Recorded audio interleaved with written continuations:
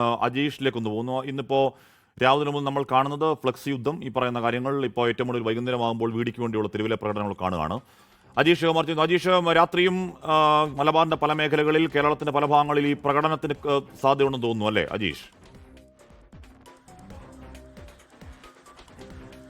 ഹാഷ്മി, എന്തായാലും സംസ്ഥാനത്ത് വലിയ വിജയം നേടിയതിന് പിന്നാലെ ആദ്യം സൈബറിടത്തായിരുന്നു ഈ പോരാട്ടം. മുഖ്യമന്ത്രി സ്ഥാനത്തേക്കുള്ള മത്സരത്തിന് വേണ്ടിയിട്ടുള്ള പോരാട്ടം. പിന്നീട് അത് പോസ്റ്റർ ഫ്ലെക്സ് പോരാട്ടമായി മാറി. ഇന്നത് പല സ്ഥലങ്ങളിലും പരസ്യമായി തന്നെ തെരുവിലിറങ്ങുന്ന കാഴ്ചയാണ് നമ്മൾ കണ്ടത്. കണ്ണൂരിൽ രണ്ടിടത്തായിരുന്നു VD സതീഷിനെ അനുകൂലിച്ചുകൊണ്ട് അദ്ദേഹം മുഖ്യമന്ത്രിയാകണമെന്ന് ആവശ്യപ്പെട്ടുകൊണ്ട് കോൺഗ്രസിലെ പ്രവർത്തകർ പരസ്യമായി പ്രകടനം നടത്തിയത്. സണ്ണി ജോസഫിന്റെ നാട്ടിൽ ഇരിട്ടിയിലായിരുന്നു ആദ്യത്തെ പ്രകടനം നടന്നത്.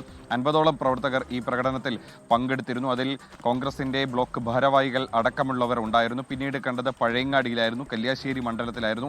അവിടെയും നിരവധി പ്രവർത്തകർ ഈ VD സതീഷിനെ മുഖ്യമന്ത്രിയാക്കണമെന്ന് ആവശ്യപ്പെട്ടുകൊണ്ട് പരസ്യമായി തന്നെ പ്രകടനം നടത്തി. എറണാകുളത്ത് നെട്ടൂരിലും ഇന്ന് പ്രകടനം കണ്ടിരുന്നു. അവിടെയും VD സതീഷിന് വേണ്ടിയിട്ടായിരുന്നു ഈ പ്രവർത്തകർ തെരുവിലിറങ്ങിയത്. തൃശ്ശൂരിൽ രണ്ടിടത്താണ് പ്രവർത്തകർ തെരുവിലിറങ്ങിയത്. കൊടുങ്ങല്ലൂരിലും പെരുമ്പിലാവിലും പ്രവർത്തകർ ഇന്ന് തെരുവിലിറങ്ങി. കുറ്റ്യാടിയിൽ അല്പസമയത്തിനകം ഇന്ന് VD സതീഷിന് വേണ്ടി കുറ്റ്യാടിയിൽ പ്രതിഷേധ പ്രകടനം നടത്തുമെന്നും അറിയിച്ചിട്ടുണ്ട്. എന്തായാലും സംസ്ഥാനത്തൊട്ടാകെ തന്നെ VD സതീഷിനെ മുഖ്യമന്ത്രിയാക്കണമെന്ന് ആവശ്യപ്പെട്ടുകൊണ്ട് ചിലയിടങ്ങളിൽ പ്രവർത്തകർ ഈ പരസ്യമായി തന്നെ പ്രതിഷേധത്തിലേക്ക് കടക്കുകയാണ്. മറ്റ് പല സ്ഥലങ്ങളിലും ഫ്ലെക്സ് ബോർഡുകളും പോസ്റ്റർ യുദ്ധവും തുടരുകയാണ്. അത് KC വേണുഗോപാലിനെ മുഖ്യമന്ത്രിയാക്കണമെന്ന് ആവശ്യപ്പെട്ടുകൊണ്ട് ആ ഫ്ലെക്സുകൾ ഉയരുന്നുണ്ട്. VD സതീഷിനെ മുഖ്യമന്ത്രിയാക്കണമെന്ന് ആവശ്യപ്പെട്ടുകൊണ്ട് ഫ്ലെക്സ് ബോർഡുകൾ ഉയരുന്നുണ്ട്. എന്തായാലും ഈ ഒരു തീരുമാനം അന്തിമമായി നേതൃത്വം എടുക്കുന്നതുവരെ ഈ ഒരു യുദ്ധം തുടരും. ഈ താഴേക്കിടയിൽ പ്രവർത്തകർക്കിടയിൽ ഇങ്ങനെ ഒരു യുദ്ധം തുടരും എന്ന് തന്നെയാണ് നമ്മൾ കരുതുന്നത്. ഓക്കെ, അജീഷ് കുമാർ കണ്ണൂരിൽ നിന്ന് വാർത്തയുടെ വിവരങ്ങൾ നൽകുകയായിരുന്നു.